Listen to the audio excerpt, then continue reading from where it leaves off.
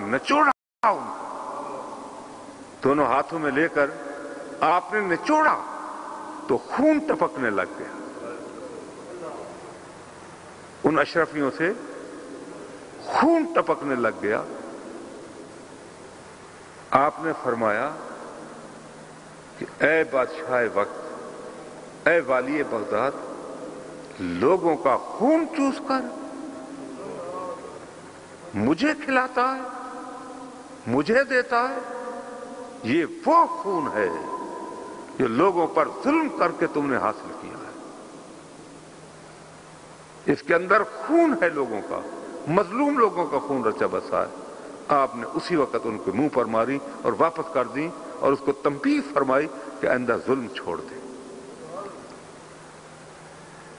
ایک دن وہ اور آیا اور آ کر کہنے لگا کہ آج میں آپ کی کرامت دیکھنا چاہتا ہوں۔ آپ نے فرمایا کہ کہو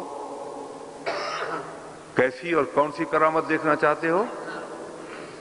تو اس نے عرض کیا کہ موسم تو نہیں ہے سیبوں کا، اور میرا دل چاہ رہا ہے سیب کھانے کو، اگر آپ سیب کھلا دیں تو یہ میں آپ کی کرامت مان جاؤں گا۔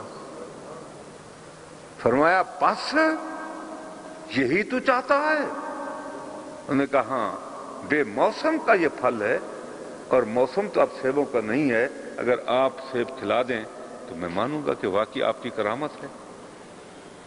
آپ نے اپنا ہاتھ یوں کیا ہوا میں، تو آپ کے ہاتھ میں دو نہایت خوبصورت سیب آ گئے۔ آپ نے ایک بادشاہ کو دے دیا، اس کے ہاتھ میں رکھ دیا، اور دوسرا اپنے ہاتھ میں رکھا۔ اب جب اس نے کھانا چاہا تو بڑا بدبودار، بد ذائقہ، اور وہ سے بڑا کھٹا، منہ لگانے کے قابل نہیں ہے۔ اور جب آپ کے ہاتھ میں جو تھا اسے کاٹا تو وہ نہایت میٹھا، نہایت خوشبودار اور بہت عمدہ۔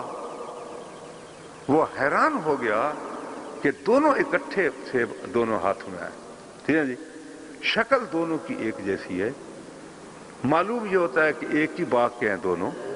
جو میرے ہاتھ میں ہے وہ بدبودار ہے، کھٹا ہے، کھانے کے قابل نہیں رہا، اور جو ان کے ہاتھ میں ہے وہ خوشبودار ہے، عمدہ ہے اور میٹھا ہے۔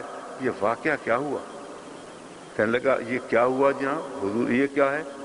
آپ نے فرمایا جو تیرے ہاتھ میں آیا وہ ایک ظالم کے ہاتھ میں تھا۔ یہ حق گوئی کا عالم ہے کہ بادشاہ وقت کو ٹوک دینا، اور آپ جانتے ہیں کہ حدیث پاک میں یہی ہے کہ افضل جہاد جابر بادشاہ کے سامنے حق کا کلمہ بلند کرنا۔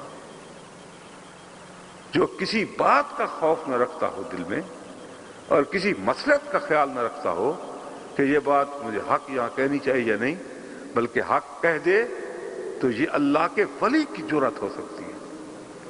اور یہ جرأت اور دلیری اللہ تعالیٰ جل مجد الکریم نے محبوب سبحانی قندیل نورانی کو عطا فرمائی تھی۔ فرمایا وہ سیب جس سے بو آ رہی ہے، کھانے کے قابل نہیں ہے، وہ ایک ظالم کے ہاتھ میں آیا، اور دوسرا جو میٹھا ہے یہ ایک اللہ کے خاص بندے کے ہاتھ میں آیا۔ اگر کھٹا ہوتا بھی تو اللہ کے ولی کے ہاتھ جب لگ جاتے وہ میٹھا ہو جاتا، اس میں خوشبو پیدا ہو جاتی تھی۔ جی یہ سیبوں کا بے موسم میں لانا یہ بھی آپ کی کرامت تھی، اور بادشاہ وقت کے ہاتھ میں اسے بدبو اس کے اندر آ جانا یہ بھی آپ کی کرامت تھی، اور آپ نے اس کو متنبہ فرما دیا کہ ظلم چھوڑ دے، ظلم چھوڑ دے، یا تو تیرے ہاتھوں میں مظلوم لوگوں کا خون ہے اور تو ظلم کرتا ہے، اگر ظلم کرتا رہے گا تو یہی ہار ہوتا رہے۔ آپ واز فرما رہے، منبر پر جلوہ گر ہیں، اور علی بن حیتی رضی اللہ تعالیٰ یہ بھی وہ ولی ہیں جو بغداد کے اندر مشہور تھا کہ مردے زندہ کرتے ہیں۔ حضور غوث اعظم محبوب سبحانی کے غلاموں میں علی بن حیتی رضی اللہ تعالیٰ مجمع سامنے بیٹھا ہوا ہے، آپ واضح ارشاد فرما رہے ہیں اور آپ کے سامنے علی بن حیتی کو نیند آ گئی، آنکھیں بند ہو گئی، نیند میں چلے گئے، بیٹھے ہیں، آپ منبر سے اترے اور آگے آ کر علی بن حیتی کے سامنے آپ ہاتھ باندھ کر کھڑے ہو گئے،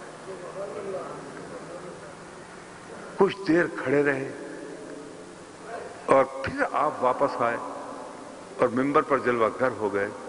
وعد ختم ہوا تو لوگوں نے عرض کی حضور یہ کیا بات تھی کہ وعد کو آپ نے روکا اور نیچے اترے منبر سے اور علی بن حیتی کے سامنے ہاتھ باندھ کر آپ کھڑے ہو گئے، یہ بات کیا، راز کیا ہے؟